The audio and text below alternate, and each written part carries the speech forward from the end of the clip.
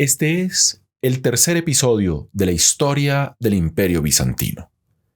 En el episodio anterior hablamos de cómo el Imperio Romano de Oriente sobrevive a las grandes invasiones del siglo V.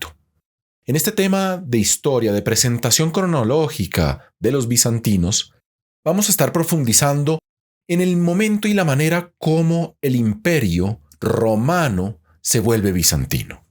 Y para eso lo vamos a dividir en tres partes diferentes. Primero vamos a tratar de entender el carácter universal del imperio.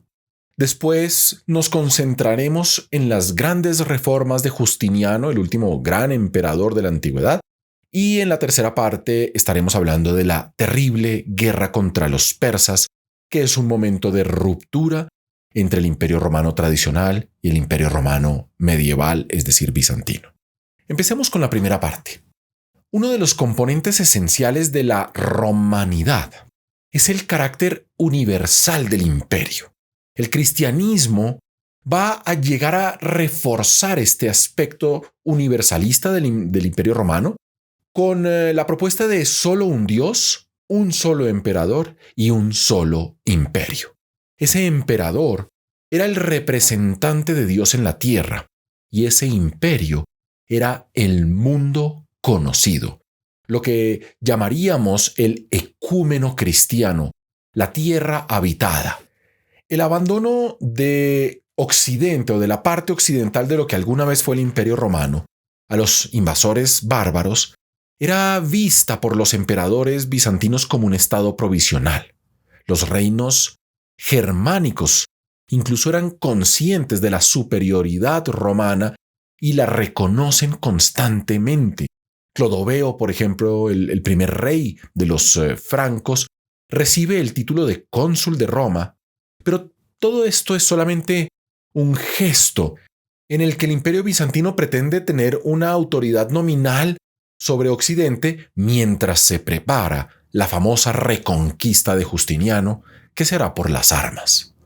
Justiniano se vuelve emperador en el año 527 y el inicio de su reino es bastante problemático. En enero del año 532, por poco es destronado por una insurrección popular en la ciudad de Constantinopla llamada la Revuelta Nica o de la Victoria, en la que Justiniano intenta huir, pero su esposa Teodora lo detiene famosamente, diciéndole que la púrpura era una bella mortaja, es decir, que el color púrpura en el que se vestían los emperadores era el mejor vestido para morir en vez de ser considerado por su población como un emperador huyendo de sus funciones y sus responsabilidades. Y obviamente, dos generales importantes van a salvar a Justiniano y a Teodora, Narcés y Belisario, que van a ahogar la revuelta nica en un verdadero baño de sangre. Las destrucciones en la capital son inmensas. Justiniano, de hecho, empieza la reconstrucción de Constantinopla inmediatamente después, empezando por la mayor iglesia del cristianismo, la famosa Catedral de Santa Sofía, el principal templo cristiano, hasta el año de 1453. Al mismo tiempo, el reino vándalo de África, que los vándalos son un pueblo germánico que llega en el siglo V, amenazaba al Imperio Romano de Oriente, a los bizantinos con su flota, y haciendo caso omiso del consejo de varios generales y de varios administradores, Justiniano decide ordenar la invasión de África y Belisario va a estar a la cabeza de un ejército de 18,000 soldados en el año 533 para recuperar esta antigua y riquísima provincia romana. En menos de un año, toda la región regresa a la romanidad y por eso Justiniano y sus generales piensan que reconquistar ahora Italia, por ejemplo, era un asunto igual de fácil. En el 535 Justiniano le ordena a Belisario reconquistar Italia a la cabeza de 12,000 soldados, sobre todo tomarse la ciudad de Roma, símbolo del imperio y de toda esta civilización. En el 540 Belisario entra triunfante a Roma, pero apenas regresa a Oriente, a Constantinopla, para celebrar su triunfo, los ostrogodos, que era ese pueblo germánico que había conquistado Italia, se rebelan y Justiniano debe enviar a su otro general Narses para recuperar Italia en 3 años, en una guerra desastrosa para la península itálica, donde va a haber más destrucciones que durante las invasiones bárbaras. Finalmente, en el año 552, aprovechando una guerra civil entre los visigodos en España, otro pueblo germánico, Justiniano conquista la parte sur de la península y con esto el 75% del Mediterráneo vuelve al Imperio Romano. Pero la oposición de sus generales y sus consejeros tenía razones serias, estaba justificada. No querían conquistar estos territorios porque había otra cara de la moneda. La reconquista fue solo superficial. Si bien en África fue exitosa, esto era solamente un territorio limitado, y la guerra de Italia y todo su desastre y su destrucción muestra que Justiniano nunca logra mejorar la situación en Italia ni fortificar esta península para el futuro. En el 568, los lombardos se toman la mayoría de Italia y Bizancio conservará tan solo la parte sur y el exarcado de Ravenna hasta la ciudad de Roma. El costo de la guerra había sido tan alto que perderlo tan fácilmente ante los lombardos, otro pueblo germano, pues parecía una absoluta locura, un momento catastrófico para el Imperio Romano. La reconquista hace olvidar además las defensas de otras provincias importantes, sobre todo hace abandonar los fuertes en los Balcanes que contenían otras invasiones de pueblos que cruzaban el Danubio. La conquista de Italia se produce en el momento preciso en el que los eslavos empiezan a avanzar hacia el sur, empiezan a cruzar el Danubio e instalarse en lo que después se llamará Yugoslavia, la tierra de los eslavos del sur. Lo que demuestra que la motivación de Justiniano no era solamente un asunto estratégico o militar, o no era en realidad un asunto estratégico o militar, sino un asunto ideológico, en el que el universalismo del Imperio Romano buscaba recuperar su control sobre el mundo conocido, así esa reconquista fuera una especie de suicidio del imperio. Pasemos a la segunda parte, las reformas de Justiniano. A pesar del despilfarro de las guerras, Justiniano tenía una visión clara de las reformas que necesitaba el imperio para poder ejercer su propio poder como emperador, y por eso va a crear una codificación del derecho romano realizada por el cuestor del palacio imperial llamado Triboniano, en el que se reunían todas las leyes romanas en lo que después sería conocido como el Código de Justiniano. También va a reunir la jurisprudencia romana en unos textos llamados el Digesto y convierte el griego en la lengua oficial del Imperio Romano. Esto es un paso muy importante porque, a mi manera de ver, la gran diferencia entre la Roma antigua y la Roma medieval es que la Roma antigua habla principalmente latín y la Roma medieval habla griego.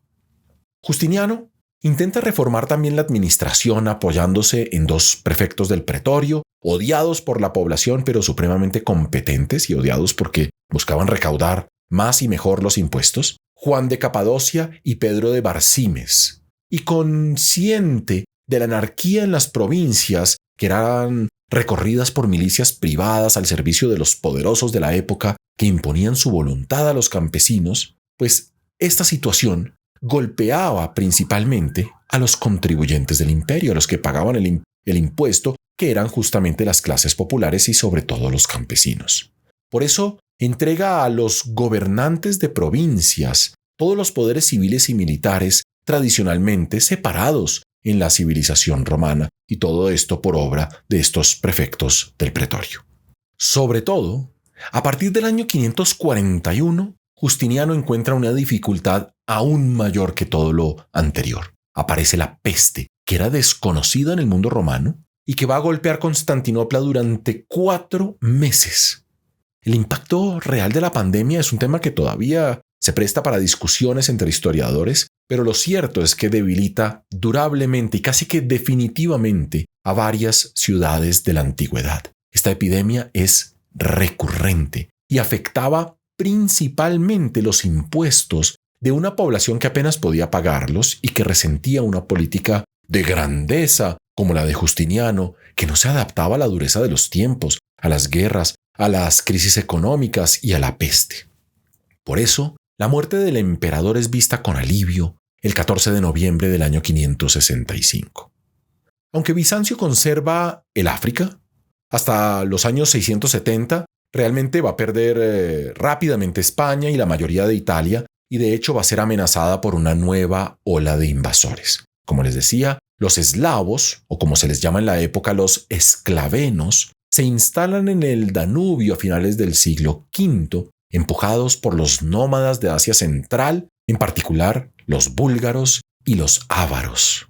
Desde el año 550, cruzan el Danubio de manera recurrente y ante la ausencia de defensas de profundidad, el imperio no logra contener estos avances, a pesar de que los eslavos no tenían ni organización política ni militar.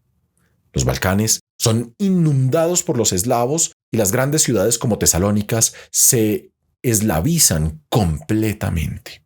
Pero los eslavos no son un peligro para la capital, por su falta de organización justamente. Sin embargo, ese pueblo que venía detrás empujando a los eslavos, llamados los ávaros, que van a marcar la historia europea, eran un pueblo de guerreros que se impone en toda la región a sangre y fuego, y que en el año 586 asedian Tesalónica y luego la misma capital del Imperio Romano, Constantinopla, en el año 626. Van a saquear, por ejemplo, el santuario de la Virgen Teotocos en las Blanquernas, que es un lugar a las afueras de las murallas de Constantinopla, pero a pesar de todo esto no logran superar las defensas de la ciudad. Y todo esto reduce sensiblemente los territorios del imperio, sacándolo durante muchísimo tiempo prácticamente del continente europeo. Pasemos a la tercera parte, la terrible guerra contra los persas, que es de todos los males que vamos a ver en esta sesión el más duro de todos. Para lanzarse a la reconquista de Occidente, Justiniano va a tener que pagar un precio enorme. El de firmar 2 veces una paz eterna con un enemigo hereditario como los persas, terminando una lucha endémica y costosa por el control de la alta Mesopotamia entre el Tigris y el Éufrates, que es un punto estratégico, es un cruce de caminos natural del mundo. Esta paz dura hasta la llegada del emperador Mauricio, que estaba ligado al rey persa, pero que es asesinado por un general rebelde y autoritario en el 602, un general llamado Focas, que rompe entonces los lazos que existían entre los emperadores romanos y los reyes de Persia, y esto reanuda las terribles guerras que ya los romanos no podían frenar. La guerra vuelve entonces al oriente y lleva a la destrucción no solamente del Imperio Romano, sino del Imperio Persa también, que ambas entidades habían dominado el mundo conocido durante siglos. En el año 612, llega al poder en Constantinopla Heraclio, que destrona al tirano Focas que les mencionaba, mientras los persas entran al corazón del imperio en una invasión terrible y supremamente veloz, tomándose todo el Asia Menor e incendiando las ciudades que encontraban a su paso, con una población que huía con las reliquias, los íconos en las manos para refugiarse en Constantinopla. En el 613 los persas se toman Antioquía. En el 614, un año después, entran a Jerusalén y se llevan la cruz de Cristo, que el Rey de Reyes, de hecho, le regala a una esposa cristiana en su capital. Y en el 619 llegan hasta Egipto. Luego, en el 626 los ávaros asedian desde el lado europeo la capital, mientras los persas asedian la capital desde el lado asiático. Pareciera como si el Imperio Romano definitivamente fuera a desaparecer en este momento. Pero, milagrosamente, en los 3 años siguientes, Heraclio logra vencer a sus enemigos, avanza desde el Cáucaso en un desembarco sorpresivo hasta la capital persa Ctesifón y se toma la capital de los persas sin que el ejército persa pueda detenerlo, porque estaba tratando de controlar esas provincias romanas que había conquistado. Y gracias a la toma de la ciudad en el 630, los persas se retiran de Egipto, de Palestina, de Siria, de Asia Menor, y además devuelven la cruz de Cristo, que es llevada a Jerusalén por Heraclio como una de las más grandes victorias del cristianismo. Pero lo que nadie se imaginaba es que esto no era una victoria para nadie. En ese mismo momento, 2 años más tarde solamente, muere un personaje que va a ser importantísimo de ahí en adelante para la historia de la humanidad, el profeta del Islam, Muhammad, quien impone a los árabes una nueva religión, dándoles una unidad política por primera vez. Unos árabes que vivían en guerra civil constante, pero que al ser unificados van a dirigir toda esa energía guerrera hacia la conquista del exterior, en la que el Islam va a ser una justificación ideológica.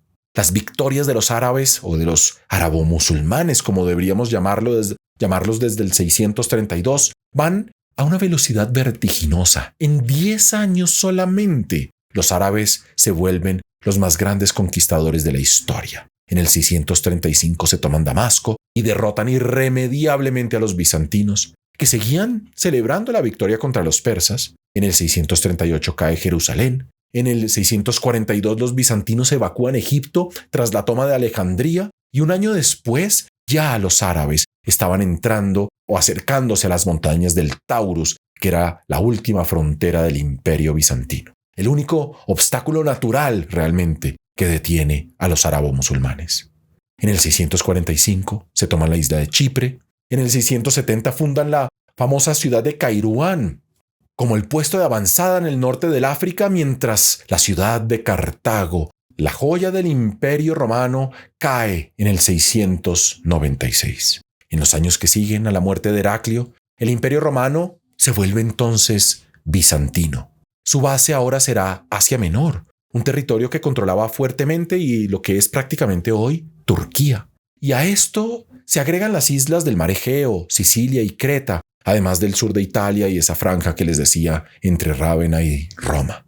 El emperador cambiará su titulatura, tomando el ejemplo de los reyes persas, para hacerse llamar ahora no el imperator, no el princeps o el dominus, como eran los títulos tradicionales del imperio romano, sino el Basileus, el nombre que le daban los griegos al rey de reyes, al rey persa.